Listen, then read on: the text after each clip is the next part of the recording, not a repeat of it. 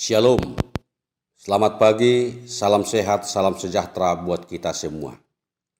Bapak, Ibu, Saudara-saudaraku yang terkasih dimanapun kita berada, sebelum kita mengawali aktivitas kita satu hari ini, sekaligus mensyukuri berkat Tuhan di dalam kehidupan kita, kita mau disapa firman Tuhan dalam kitab surat Paulus kepada jemaat di Korintus. Tertulis dalam 2 Korintus pasal 4 ayat 16. Sebab itu kami tidak tawar hati, tetapi meskipun manusia batiniah kami dibaharui dari sehari ke sehari. Demikian firman Tuhan. Bapak, Ibu, Saudara-saudaraku yang terkasih, kita patut bersyukur karena Tuhan membangunkan kita dan Tuhan menjaga kita. Dan Tuhan menyertai dan memberkati kita. Kita akan mengawali aktivitas kita satu hari ini, dimanapun kita berada. Oleh firman Tuhan ini, mengingatkan kita, menguatkan kita, agar kita jangan menjadi pribadi yang tawar hati. Janganlah tawar hatimu. Itulah suara kenabian daripada Rasul Paulus kepada kita. Saudara-saudaraku yang terkasih, Bapak Ibu yang dikasihi oleh Tuhan Yesus.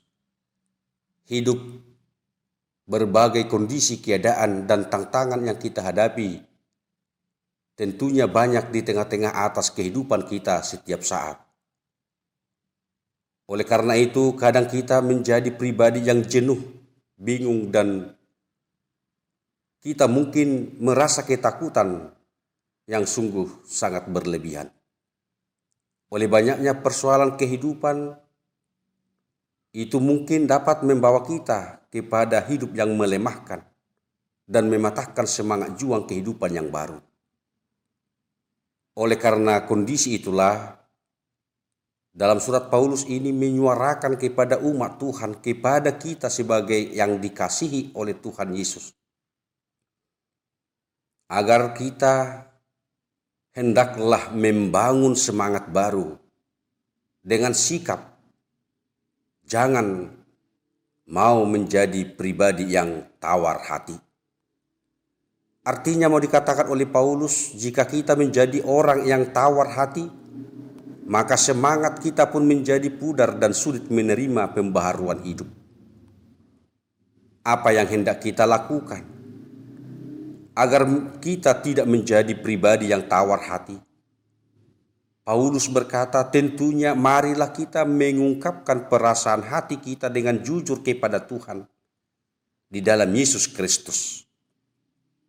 Kondisi tawar hati dapat mengganggu nilai-nilai hidup yang positif dan akan kehilangan kegairahan hidup yang sempurna dari Tuhan. Menjadi pribadi yang berpandangan negatif, sulit menerima kenyataan hidup, dan cenderung menarik diri, tidak mau peduli, dan tidak peduli kepada orang lain dan kepada dirinya sendiri. Maka Bapak, Ibu, Saudaraku yang terkasih, Paulus berkata, sebab itu kami tidak tawar hati. Sebab Tuhan Allah dalam Yesus Kristus telah berkorban lebih dari segala apa yang telah kami terima atas semua penderitaan, pergumulan, dan tantangan. Bahkan Yesus sudah mati di kayu salib untuk menyelamatkan, menerima, dan memberikan hidup yang baru kepada kita. Apa yang hendak kita lakukan pada saat ini, Bapak, Ibu, Saudaraku? Pesan Paulus ini, marilah kita hadapi dan marilah kita jalani kehidupan ini bersama-sama dengan Yesus dengan tidak tawar hati. Sebab Tuhan menopang kita.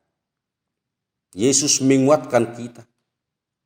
Tuhan menjadi solusi atas apa yang kita hadapi di tengah-tengah pergumulan kehidupan umat yang dikasihinya.